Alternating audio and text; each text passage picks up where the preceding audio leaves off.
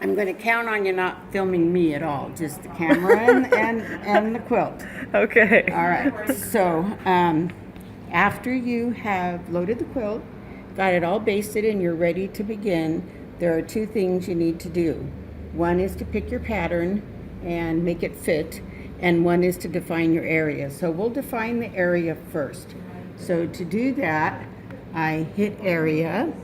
And for a normal quilt, it's just a 2-corner. So I hit 2-corner, but before I do that, I want to make sure it's at the top of my pattern here. And I want to make sure when I define this area, I want this to be on the outside of the widest part. This is a monster quilt. It did not roll on perfectly.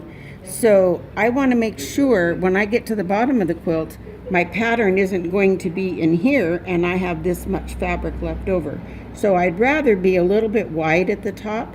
So that tells me right there that this will be wide enough for the widest part of the quilt. So I'm going to go to the top. I'm at the top, and then I hit 2-corner. And now I'm going to walk all the way to the end of the quilt, and I'm going to do the same thing. I'm going to make sure that at the widest part of the bottom here, I have room to make sure that the pattern doesn't end before the quilt does as it rolls. So that looks pretty good to me. So then I hit 2-corner again. And you prefer 2-corner over multi-point? Multi-point is if you have several points, like one here, one here, one here, one here, one here. When you're just going to do a pantograph pattern, you only need to define it with 2 points. Okay. So now my width of this fabric measures 100.37. Now you see my height says 1856. I'm going to go back to the beginning. I know that when I measured this quilt, when it came in, it was square. So what I'm going to do here is hit the height, and I can define that all by myself now. So I know it measured 100 inches, but I also know that when it's on the frame and it's pulled nice and tight, that could go to 102. So I'm going to put in 102 because if it doesn't, and then I have to hit enter. If it doesn't quite go to 102, I can crop it when I get to the bottom. It's always good to give yourself a little extra when you're laying it out. Always. Okay. I run short too many times, and there's ways to fix that when you get there, but you don't have to if you give yourself a little room and don't worry about it. Okay. So now I have defined my area. Oops. So now I'm going to pick my pattern. So I go to File and Design underneath File, and then I hit Open. And I know that the one I'm looking for today is in the D drive, which is where I'm at. It says I'm in the D drive. If I wanted to go to the C drive, which are the patterns that come with the machine, I would just hit that C and scroll down. But right now I'm in D drive. I'm in H2H Designs. These are designs that I have purchased. And I know that the customer really liked this one, so I'm going to tap it twice. There we go. There's my pattern. There's my area. So now I want that to fit in here. So I go across the top bar, I hit repeat, I hit fit, and I hit stretch. Now I have gaps. See, the green is a start point, the red is a stop point. I don't want that to happen while I'm sewing, so I go to basic pen.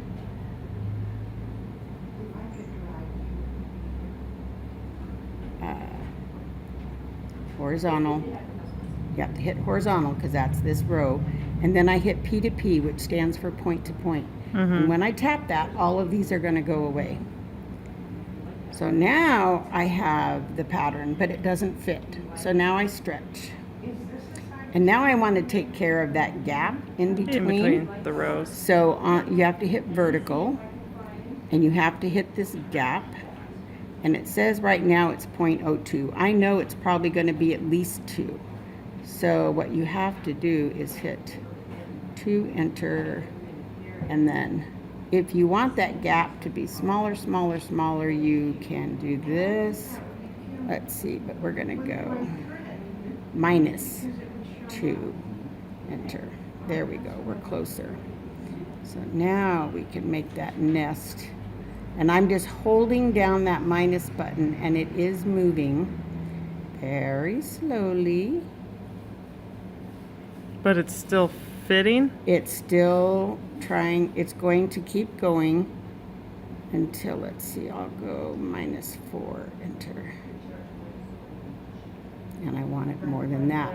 I don't want to see a gap in between the rows. I want it to nest so that when you're looking at the pattern, you can't really tell where one row starts and the other one finishes. You don't want That's them starting to look better. Yeah, you don't want them to touch, because if they touch, they're going to overlap. So that looks pretty good to me. Okay. So I like that. But I have gaps here, I have gaps here, I have gaps here, and I have gaps here. I don't like that gap. So I'm going to go to wrap. And on the vertical, I want it to go 1/2. So I hit this one. And see all those stops and starts up there? If I do this edge thing down here, it closes that. So now there are only 2 instead of a bazillion. And then I have to go to horizontal, and I have to do the same thing. I want it to wrap 1/2. So now I have filled in my whole space. And I like that. There's one start point, there's one end point. Okay, so now I want to measure how far between rows. So I know that, right? Let's see. That is, this orange line tells me where I am. If I want to measure from one row to the next row, I hit this measure button on the right, and I will drive it up to this part on the next row, and it is 13.63 inches. That's way too big for me. I want it to be tighter than that. Okay. So now I go back to basic, and the repeats on the vertical and the horizontal I'm going to add to make it tighter. So I'll go maybe 3 more repeats there, and on the horizontal I'll do the same. So I'm going to make that look bigger. Yeah, that looks pretty good. I like that. I like the way it looks. So now I'm going to pan. If you're in Zoom, it's going to make it huge, but I like to control it here because I can plus and minus. If I just do this, it gets really big really fast, and I don't like that. So if I hit follow, because I'm over here on the edge, I don't want to be on the edge. I want it to be where I am here. So if I hit the follow button, it takes me back to the beginning. Snaps you to where your needle is. Snaps me right back to where my needle is. So again, I'm going to pan. So I want to measure again, so I can go from, I have to take the measure off to reset it. So now I'm going to measure from the bottom of that point to the bottom of that point. So I hit measure, and I go up to there. That's almost 10 inches. And I like that better, but I want it just a little bit tighter still. Okay. So again, do you have a rule of thumb for that? Or well, if the customer, we price our pantos by how tight the customer wants to have it quilted. My philosophy is, if I'm unsure, I'd rather give them a little more than a little less. Okay. So I want this to be just, this customer is paying for a B. So I want it to be just a little bit tighter, not much.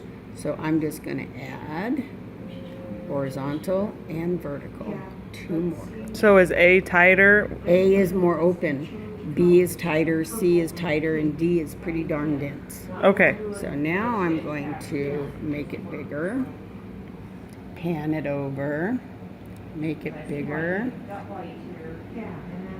And I'm going to measure one more time. I'm already knowing I'm going to like this. I know the way it looks in the window.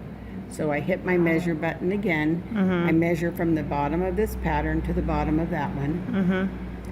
And that is a little over 8 inches, and I'm happy with that. So I like the way this looks. I like the way. Does it throw you off when you have a quilt this big, the way that it looks on the screen?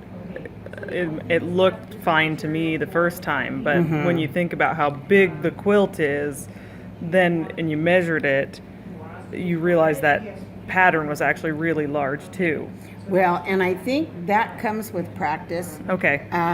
But when you have a monster quilt, well, you just know what your customer wants or what you like. If you like it tighter or more open.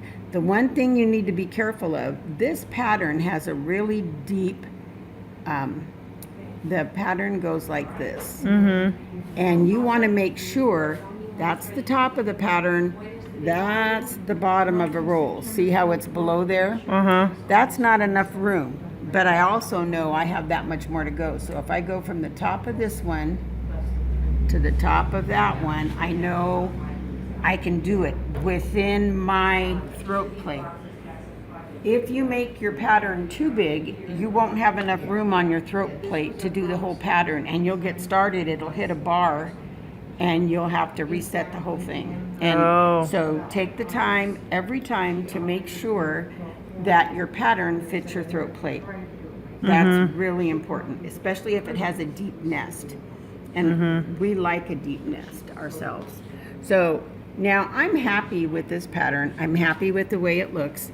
But if the electricity even flinches, if I don't finish this quilt by the end of the day and I want to come back to it tomorrow, I need to, or if the machine has a glitch, I need to make sure I can get back to this without having to reinvent it again.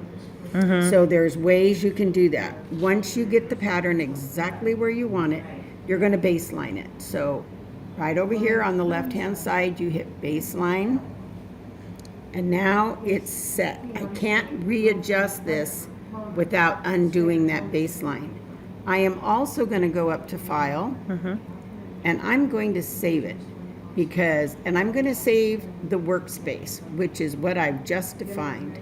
I'm going to save that and save it again. So if for any reason the power kicks off and comes back on, or I don't finish today, when I come back tomorrow, all I'll have to do is I go to workspace, open that one up, it should come up. There it goes. Okay, there it is. I'm going to pan it down. I'm going to go to that first start point right there. I'm going to hit Prostitcher. I'm going to press run. Got my bobbin in. And then I'm going to hit proceed. And it's going to bring my bobbin thread up. And then I'll have to hit proceed again. So now I'm seeing on the top there all those start and stops. Is it going to start and stop, or can you make it jump? It is. If the jump isn't too far, it will do it by itself. And you can define that space, how far you want your stop and start to go. But if it's too big, the machine says that'll distort it, so I don't want to do that. But this one is small enough, it'll knot itself right here and just right there. And the next start is very close. So it should just do it all by itself. There we go. So I don't have to stand here and babysit. Sometimes if the gap is really big between those starts and stops, you do have to hit resume. But you just defined your pattern and you're cooking. Awesome, thank you. You're welcome. So when you have gone as far as you can and you need to advance the quilt, when the machine stops, that motor little indicator will turn red. If it stays green, you must make it red, because if you don't, you're going to be in trouble. You will. It'll just be ugly. So you bring your needle up, you bring up your bobbin thread, and you just snip all three. And then we're going to go, I go to the middle of the quilt, and I go to the highest point, or close to the highest point, which is right about there. This is when I use the follow button. I'm going to close that long jump, pause, so I can see what I'm doing. And I see that we agree that we're in the exact same spot. The orange crosshair right there is exactly where it is down here on my machine, on my pattern. So I'm going to drop my needle. So it is in the down position. Don't touch these cancel and resume buttons because they're going to make it real easy for you to continue sewing without having to realign your pattern. So now I want to advance the entire quilt. So I'm going to hit the drag button over here on the left hand side and it's black. I will remove my clamps. You don't have to film that part. So did you hit follow first?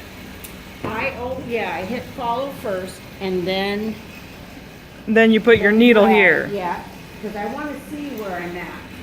That's why I hit that follow Okay. button. So now I'm going to advance the quilt, and I can advance it pretty much as far as the pickup roller because I know that I am not going to sew that far up again. So And that's why you went to that high point in your that's pattern. why I went to the high point. So I get there, I make sure my batting's all nice and smooth all the way across. I make sure my quilt is nice and straight. This is when I lift off any loose threads. And of course, I don't know why we'd have loose threads on a quilt. It happens. And then I snug it up. Make sure it's where you want it to be. I'll put the clamps back on. It's a good idea at this point to check your back. Just make sure there's no wrinkles in it. There should not be. There should be no wrinkles or folds, but if it happens, this is a good time to address that issue. How do you check it? You look I underneath? look underneath. Sometimes I'll go around on the other side and I'll just run my hand along the underside of the machine. But this back was not pieced very much, so there's very little risk of it folding. Nice. So now I've advanced the quilt, and this is when I hit the drop button. So first I'm going to pan this down because I want to show you what's going to happen. I hit that drop button, and now the machine knows that I am there. Bring my needle up. Always bring the needle up. Don't let that happen. And then I just kind of, as I go back, I'll hit that follow button because I want it to know where I am. I'm just going to double check all the way across where the orange crosshair is. On kind of out at a point or Yeah, something. it's on the point. So, and you're seeing double there. And it's not your fault. It's because I forgot to remove one of the workspaces, so they're both showing up. So then I get back over here, and now I've got to baste both sides. So I go up here to that little gray thing, to the sideways 8, and when I baste at 1/4 inch, and so I baste both sides.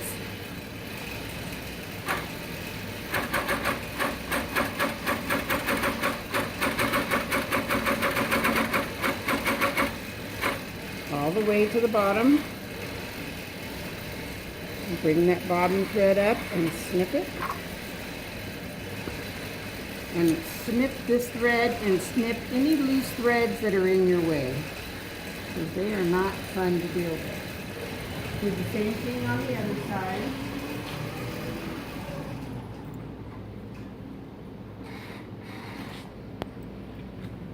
Now, this is a very smart machine. It will automatically know when I want it to go again, that it will reset itself to how many stitches per inch. I don't have to reset it here to go back up. Okay. So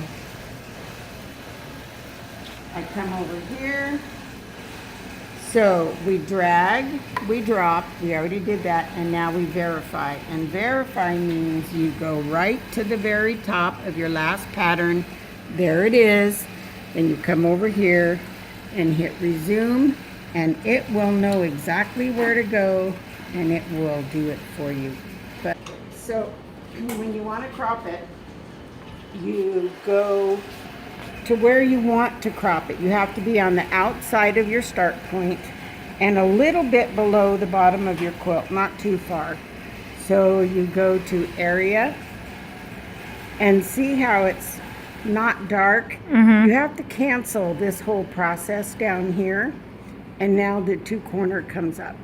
So you hit 2 corner, and I do the follow button. I want it on because I want the machine to follow me. So we're going to go all the way to the end of the quilt,